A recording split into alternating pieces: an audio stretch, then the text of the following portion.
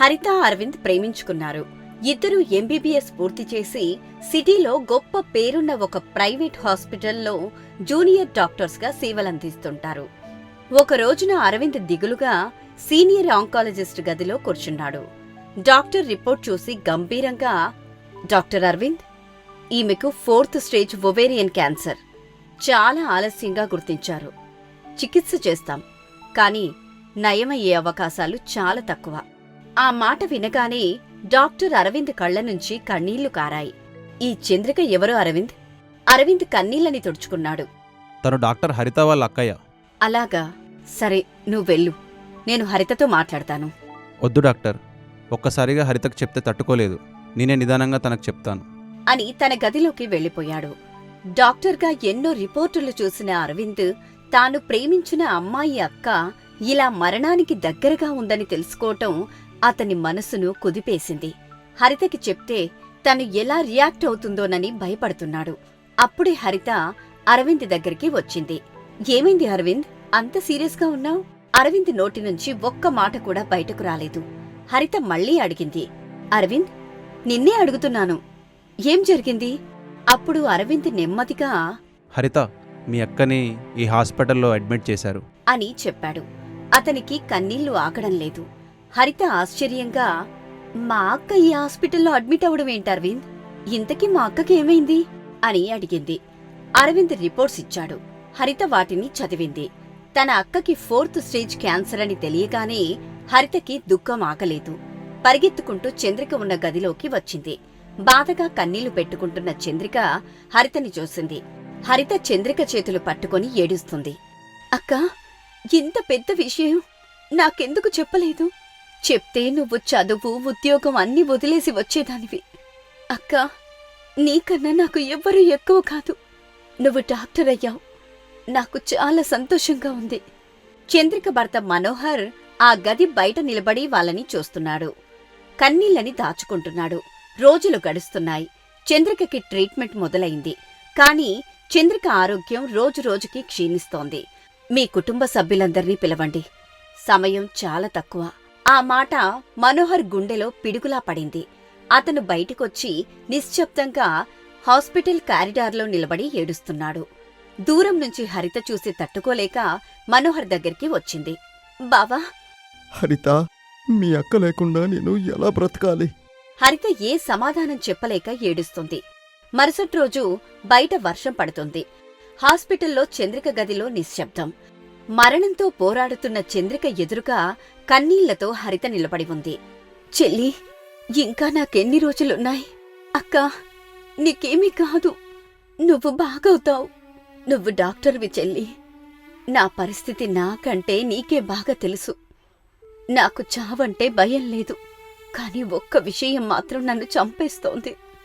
ఏంటక్కా ఒక్క విషయం? మీ బావ. హరిత మౌనంగా ఉంది.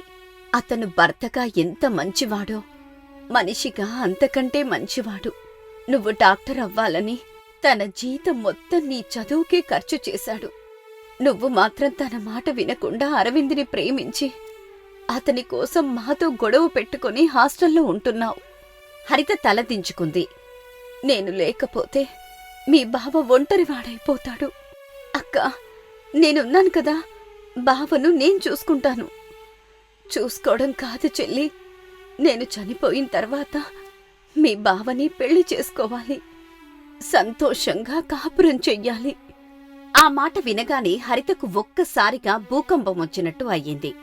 అక్కా, ఏం మాట్లాడుతున్నావు? ఇది నా చివరి కోరిక చెల్లి. నేను అరవింద్ని ప్రేమిస్తున్నాను.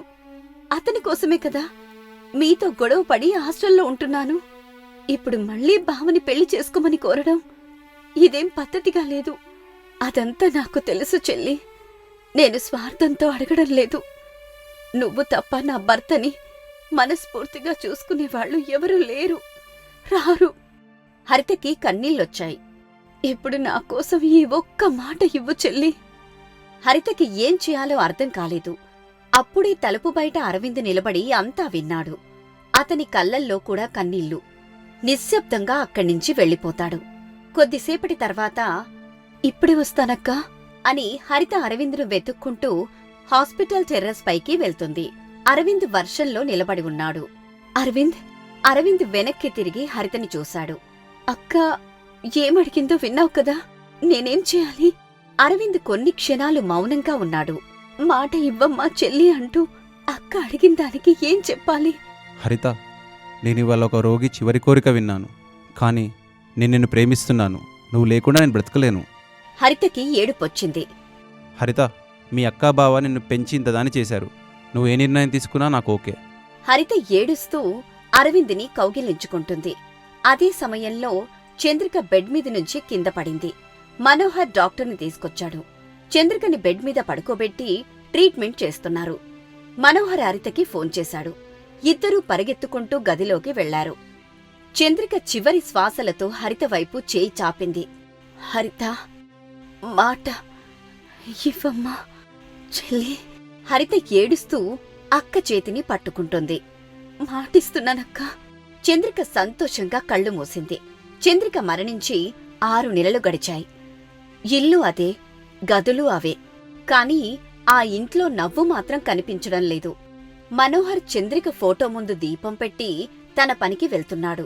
ఇక హరిత ఉద్యోగం చేస్తూనే ప్రతి వారాంతం అక్క ఇంటికి వస్తుంది. ఇల్లు శుభ్రం చేస్తుంది, వంట చేస్తుంది. ఒక రోజున హరిత, ఇలా ఇంకెంతకాలం? హరిత ఆశ్చర్యంగా చూసింది.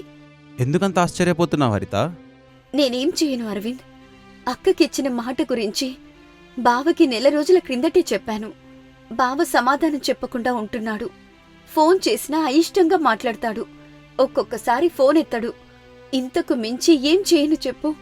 హరిత, నేను ఒంటరిగా రూమ్లో ఉన్నప్పుడు నువ్వు వచ్చి ఏం చేసేదానివో గుర్తుందా? నీతో సరదాగా కబుర్లు చెప్పేదాన్ని. మీ ఫ్రెండ్ తిరిగొచ్చేంత వరకు నీతో ఇష్టంగా టైం స్పెండ్ చేసేదాన్ని. చెస్ ఆడుకునేవాళ్లం, ఫోన్లో సినిమా చూసేవాళ్లం. మరి ఇవన్నీ మీ బావతో ఎందుకు చేయలేకపోతున్నావు? నేనెలా చేయగలను అరవింద్? మీ అక్కకిచ్చిన మాట అంటే పెళ్లి చేసుకోవడం కాదు హరిత, మనోహర్ అన్నయ్యని సంతోషంగా చూసుకోవడం. ఇప్పుడు నేను చేస్తున్న ప్రయత్నం కూడా అందుకే అరవింద్.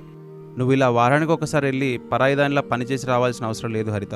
నువ్వు దగ్గరుండి ఆయన సంతోషంగా ఉండేలా చూసుకో. అలా చేస్తే మీ అక్కకిచ్చిన మాట నిలబెట్టినట్టు అవుతుంది. హరిత మౌనంగా ఉంది. అలా మౌనంగా ఉంటే ఎలా హరిత? ఏదో ఒకటి ఆలోచించు. నువ్వు చెప్పిన దాని గురించి ఆలోచిస్తున్నాను అరవింద్. నువ్వు వెంటనే హాస్టల్ ఖాళీ చేసి మీ బావ ఇంటికి వెళ్ళు హరిత.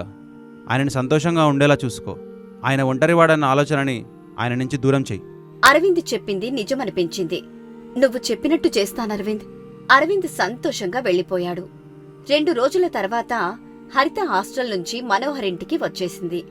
అతని కళ్ల ముందుంటూ అతనికి నచ్చిన వంటలు చేస్తూ తను ఒంటరివాడు కాదనే ఫీలింగ్ నుంచి బయటపడేసి తోడుగా నేనున్నాను అనే భావన కలిగించి మనోహర్ని పెళ్లి చేసుకుంది. తన అక్కకిచ్చిన మాటని